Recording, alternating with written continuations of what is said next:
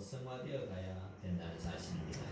여러분 오늘 말씀에 34절 읽어봅니다. 34절 시작. 새 계명을 너희에게 주노니 내가 너희를 사랑한 같이 너희도 서로 사랑하라. 자, 예수님이 사랑하라 이렇게 말씀하셨습니다. 그런데 우리가 어떻게 사랑해야 합니까? 예수님이 어떻게 사랑하라 하는지 말씀하고 있습니다. 내가 너희를 사랑한 것 같이 너희도 서로 사랑하라. 자, 내가 너희를 사랑한 같이 이 말에는 예수님이 사랑의 본을 보여주셨습니다. 예수님이 내가 너희를 사랑했다. 이 모습이 어떤 모습이냐? 이 모습이 중요합니다. 그죠? 자, 13장 10절에 다 같이 읽습니다. 시작. 이미 목욕한 자는 발밖에 씻을 필요가 없느니라. 온몸이 깨끗하니라. 너희가 깨끗한 다는 아니라. 이는 자기를 팔 자가 누구인지 아심이라. 그러므로 다는 깨끗하지 아니하다 하시니라. 자, 예수님이 예수님을 파는 유다의 발을 씻겨주었습니다. 유다의 발을 3년 동안 동거동항했던 제자가 자신을 판다는 사실을 알면서도 묵묵히 유다의 발을 씻기면서 하나님의 사랑을 보여주었습니다. 예수님은 우리에게 모든 부분에서 본을 보여주셨습니다. 예수님 따라하면 아무 문제가 되지 않습니다. 예수님이 사랑하는 방법을 보여주셨습니다. 또 예수님 우리에게 기도하는 모습을 보여주셨습니다. 예수님이 우리에게 병자들 치료하는 모습을 보여주셨습니다. 우리들의 삶에 닥치는 모든 현실의 문제들에서 모델이 되어 주십니다. 예수님은 자신을 팔아먹는 제자까지 사랑해 주셨습니다. 우리들은 예수님을 따라가기만 하면 되는 것입니다. 여러분 14절 말씀에 읽어봅니다. 시작. 내가 주와 또는 스승이 되어 너희 발을 씻었으니 너희도 서로 발을 씻어주는 것이 옳으니라. 자, 예수님이 자신을 파는 제자를 사랑하셨습니다. 제자 자신을 버려도 도망갈 제자들의 발을 씻어주셨습니다. 그리고 너희도 서로 발을 씻어주라 이렇게 말합니다. 예수님이 사랑을 보여주셨습니다. 그래서 우리가 예수님 따라가면 되는 것입니다. 예수님은 자신은 행하지 않으면서 우리들에게 사랑하라 이렇게 말씀하지 아니하셨습니다. 내가 너희를 사랑한 것 같이 내가 너희에게 보여준 것만큼 더하고 더하려고 하지 말고 보여준 대로만 해라 말씀하십니다. 우리들은 예수님이 보여주신 대로 따라가기만 하면 되는 것입니다. 예수님 따라가기만 하면 되는데 여러분 따라하기 어렵습니까? 따라할 수 있지 않습니까? 여러분 우리가 예수님이 우리에게 보여주신 대로 우리가 따라가야 하는 사실입니다. 그럼 우리가 사랑의 이 범위 어디까지 우리가 사랑해야 합니까? 여러분 35절 말씀에 다 같이 읽습니다. 시작. 너희가 서로 사랑하면 비로소 모든 사람이 너희가 내 제자인 줄 알리라. 너희가 서로 사랑하면 세상 사람들이 예수님의 제자들을 보고 저 사람들은 예수님의 제자이구나. 예수님 같이 사는 사람들이구나 알게 된다는 사실입니다. 우리들은 예수님을 믿는 성도에게 제자로 성숙해져야 합니다. 아무나 제자가 아니라 예수님처럼 사랑해야 예수님의 제자가 되는 것입니다. 예수님의 제자가 되는 것은 사랑하는 사람이 되어야 한다는 사실입니다. 그러면 사랑은 우리가 어느 범위까지 사랑해야 합니까? 사랑의 대상이 누구입니까? 사랑의 범위는 전 범위입니다. 예수님이 자신을 파는 가룟 유다까지 사랑하셨습니다. 우리들도 우리를 이용하고 우리에게 해를 주고 비난하고 비방하는 자들까지 사랑해야 합니다. 교회 안에서 지체를 사랑하는 것은 물론입니다. 더 나아가서 우리가 만나는 이웃까지 사랑해야 합니다. 더 나아가서 원수도 사랑하라라고 말씀하고 있습니다. 우리가 원수까지 사랑해야 합니다. 사랑은 모든 대상까지 사랑해야 합니다. 그런데 수용하는 것은 다릅니다. 수용해야 할 것이 있고 수용하지 못할 것이 있습니다. 여러분 이런 말이 있습니다. 죄는 미워하되 사람은 미워하지 말라 이런 말이 있습니다. 사람은 사랑하고 그 죄까지는 다 수용해야 하는 것이 아닙니다. 사랑한다고 그 사람의 죄까지 다 용납되는 것은 아닙니다.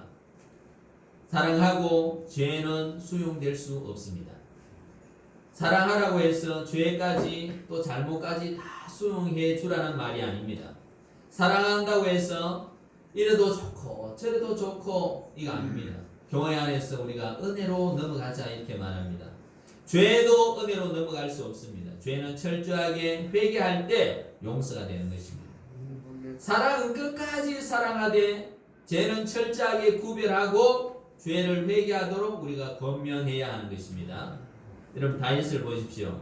자신을 죽이려고 달려드는 사울 왕을 끝까지 죽이지 않고 살려둡니다. 사울을 살려두면 어떤 일이 일어납니까? 내일 또 사울 왕에게 쫓겨 다닐 신세가 정해져 있다는 사실입니다. 그런데도 다윗은 사울을 끝까지 인내하고 사랑하고 있습니다. 다윗이 한 번은 사울의 옷자락을 베었습니다. 사울이 대변을 보러 동굴에 들어왔습니다. 그 동굴에 들어온 사울을 그 사울의 옷자락을 살금살금히 다가가서 사울의 옷자락을 베입니다. 그 일을 두고 다윗의 마음이 찔렸다라고 말씀하고 있습니다. 여러분 대변을 보고 있을 때 누가 뒤에 와서 옷자락을 베면 그러면 소리가 들릴 텐데 왜 알아차리지 못했을까요? 이 동굴에는 물이 떨어지고 있는 동굴입니다. 폭포수처럼 물이 떨어지고 있는 동굴이기 때문에 뒤에 다가온 사람을 알지 못했던 것입니다. 다윗은 사울을 살려주면 자신은 또 내일 도망자 신세로 광야로 전전해야 한다는 사실 앞에 놓여 있습니다. 그 사실을 분명히 알고 있습니다. 그런데도 사울을 끝까지 사랑하며 죽일 수 있는 절호의 기회이지만 죽이지 않고 살려둡니다. 다윗은 하나님의 기름 부은 자를 자신이 처단할 수 없다. 하나님께서 기름 부은 자는 하나님께서 알아서 하신다. 이 믿음, 이 신념 때문에 사울에게 손대지 아니하였습니다. 그러나 사울의 행동을 수용하는 것은 아닙니다. 시편에 보면 다윗의 저주시가 나옵니다. 하나님 앞에서 자기 감정을 다 쏟아내는 것입니다. 그리고 현실에서는 끝까지 사울을 사랑하는 것입니다. 시편 35편 8절에 이렇게 말합니다. 멸망이 순식간에 그에게 닥치게 하시며 그가 숨긴 거물에 자기가 잡히게 하시며 멸망 중에 떨어지게 하소서. 여러분 다윗이 사울을 살려주지만 그러나 하나님 앞에 기도는 어떻습니까? 멸망이 순식간에 그에게 닥치게 하시며 그가 숨긴 거물에 자기가 잡히게 하시며 멸망 중에 떨어지게 하소서 이렇게 기도하는 것입니다. 그래서 하나님께 기도는 자기 마음에 있는 미움들, 자기 감정들 다 하나님 앞에 쏟아놓고 자신은 끝까지 현실에서 사울을 용서하고 사울을 사랑하고 끝까지 사랑하고 하는 것을 볼 수 있습니다. 그래서 우리의 이 사랑의 이 범위가 어디까지냐? 전 범위로 다 이렇게 사랑해야 된다. 우리가 원수까지도 사랑하라. 이것이 하나님의 말씀입니다. 우리가 어떻게 사랑할 수 있습니까? 예수님을 바라보며 우리들은 삶에서 사랑을 실천하며 살아야 합니다. 현실의 현장에서 내가 사랑할 수 있습니까? 내가 사랑하고 싶어도 사랑할 능력이 없는 것이 문제입니다. 사랑할 수 있는 능력을 키워야 됩니다. 성도에서 제자로 성숙되어서 가야 합니다. 내 힘으로 사랑할 수 없습니다. 예수님이 나를 사랑하시는 자를 사랑하는 것은 바리새인도 그렇게 한다 이렇게 말씀하셨습니다. 사랑할 수 없는 상대를 사랑하는 것이 사랑입니다. 사랑이 능력이 와야 됩니다. 내 힘으로는 사랑할 수 없습니다. 내가 사랑할 수 있다는 것은 무엇을 말하고 있습니까? 내가 사랑할 수 있다. 내가 감당할 수 있다. 이것이 사랑의 크기입니다. 사랑의 크기. 사랑의 크기가 얼마인가 따라서 내가 그만큼 사랑할 수 있게 되는 것입니다. 사랑의 크기가 작으면 예수님의 말씀대로 사랑할 수 없습니다. 우리가 사랑의 크기를 키워 가야 합니다. 이것이 성숙입니다. 다른 사람은 다 괜찮은데 나만 그 문제를 넘길 수 없다. 나만 걸린다. 내 사랑의 크기가 고만하기 때문에 그렇습니다. 그래서 우리가 사랑의 크기를 키워나가야 됩니다. 여러분 손양은 목사님 아시죠?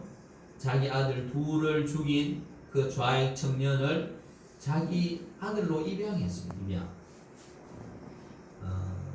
제가 오래전에 그 손양은 목사님의 막내 딸의 간증을 들었습니다. 그 딸이 제발 그 청년을 입양만 하지 말자. 그렇잖아요, 그죠?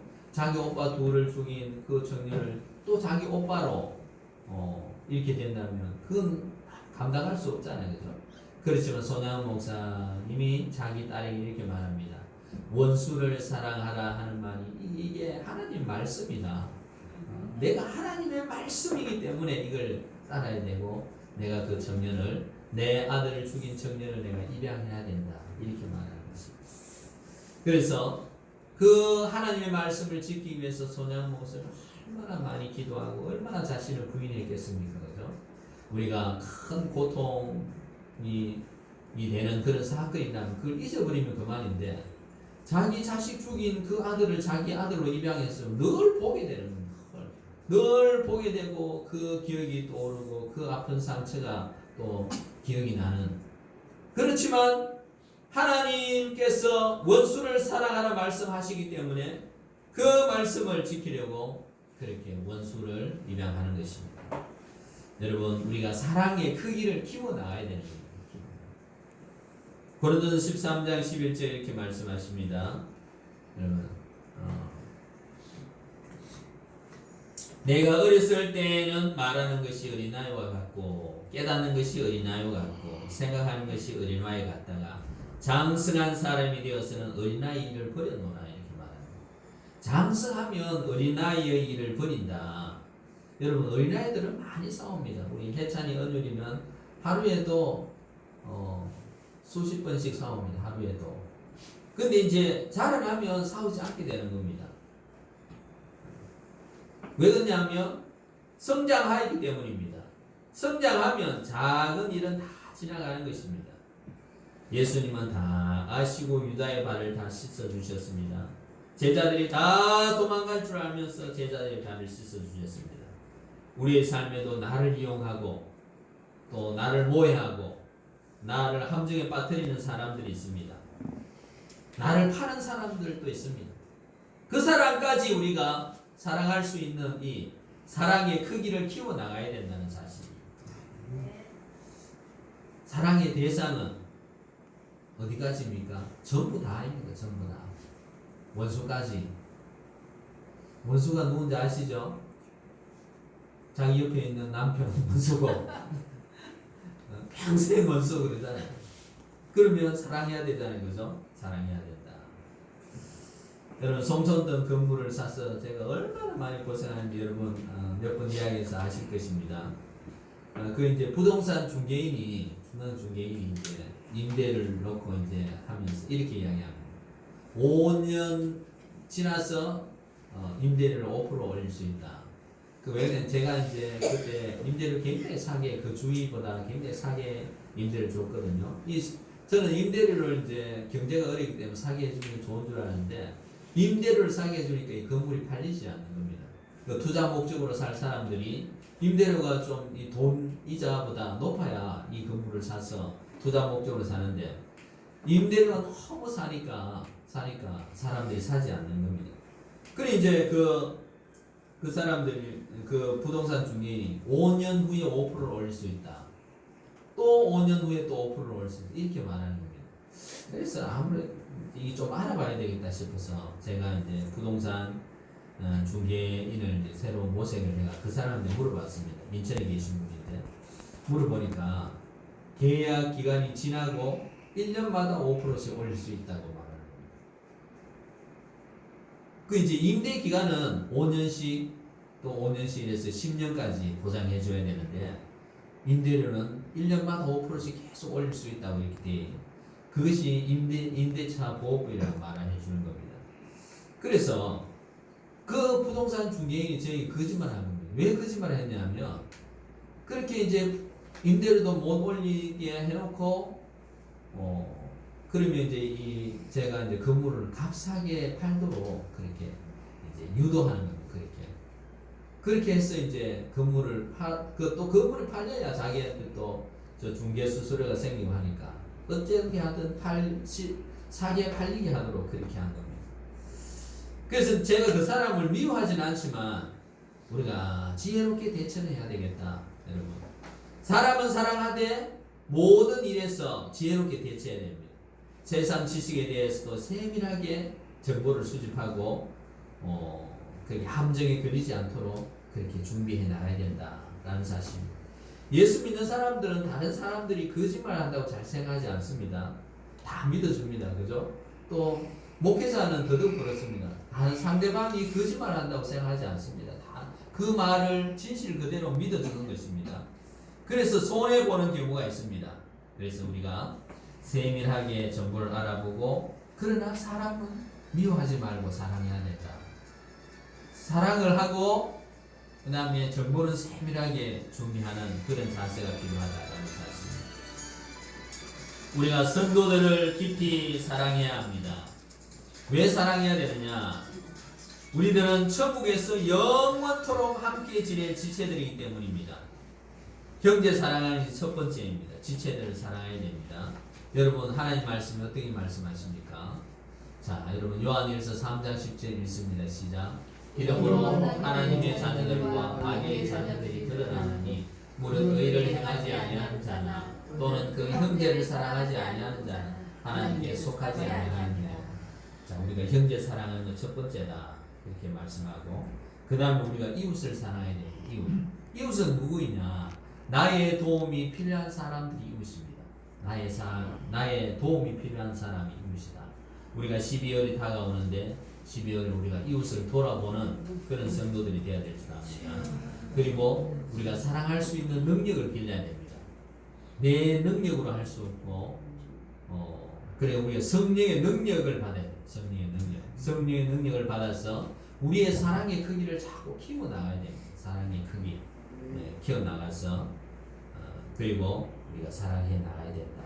우리가 이 사랑의 능력을 키워나가야 우리가 미움을 이길 수 있고, 성도를 사랑할 수 있고, 이웃을 사랑할 수 있고, 나를 모함하는 사람, 나를 함정에 넘어뜨리는 사람을 내가 사랑할 수 있게 되는 겁니다. 그래서 여러분, 제자들이 예수님을 따라갔습니다. 그렇죠? 그리고 성령 받고 제자들이 목숨 걸고 복음을 전했습니다. 목숨 걸고 예수님 따라갔습니다. 우리도 예수님 따라 사랑을 실천하셔서 예수님의 제자로 날마다 성숙되어져 가는 성도들 다 되시기를 주님의 이름으로 축복합니다. 찬송 하나 보겠습니다.